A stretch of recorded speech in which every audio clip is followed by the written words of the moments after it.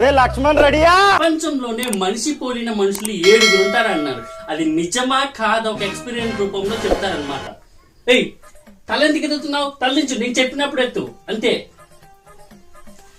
అయితే మనిషి పోలిన మనుషులు 7 ఉంటారు కదా ప్రపంచంలో. వాళ్ళు ఎక్కడెక్కడ ఉంటారు? నేను రీసెర్చ్ చేసి నాలాగే ఉన్న ఒక వ్యక్తిని అయితే తీసుకురావడం జరిగింది. అతన్ని కాలిఫోర్నియాలో నుంచి నేను తీసుకురావడం జరిగింది.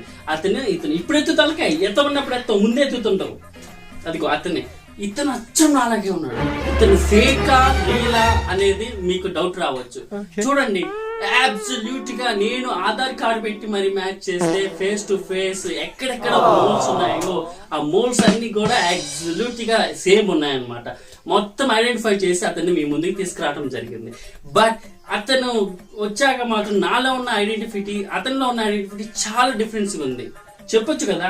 అవును, ప్రపంచంలో మనిషి పోయిన మనిషి 7 ఉంటారు, కానీ అందులో చాలా డిఫరెన్స్ ఉంటుంది. దమ్మునోడు ఉంటాడు, దమ్ము లేనోడు ఉంటాడు, స్మార్ట్ అయిన ఉంటాడు, అన్స్మార్ట్ అయిన ఉంటాడు, కానీ ఒరిజినల్ మాత్రం ఒక్కడే ఉంటాడు. అది నేనే. వాడు డూప్లికేట్ వాడు నమ్మకండి. ఇంగాపు అది విన్నారు కదా. అతని ఆలోచన ఎలా ఉన్నాయంటే మీరు అతని మాటలు బట్టి అర్థమవుతుంది. కానీ నా ఆలోచన ఎలా ఉందంటే ఇలా ఉంది. కాబట్టి నేను చెప్పేది ఏంటంటే ప్రపంచంలో ఉన్న మనిషి పోలిన మనుషులు 7 ఉంటారనే మాట ఖచ్చితంగా వాస్తవం. కానీ వాళ్ళందరికీ మీలాగే డబ్బు ఉండదు, మీలాగే తెలివి ఉండదు, మీలాగే ఐడెంటిఫై అస్సలు ఉండదు. బట్ అబ్సల్యూట్ గా ఫేస్ కట్ మాత్రం ఖచ్చితంగా సేమే ఉంటుంది. ఒకసారి హాయ్ చెప్పు, థ్యాంక్స్ చెప్దాం.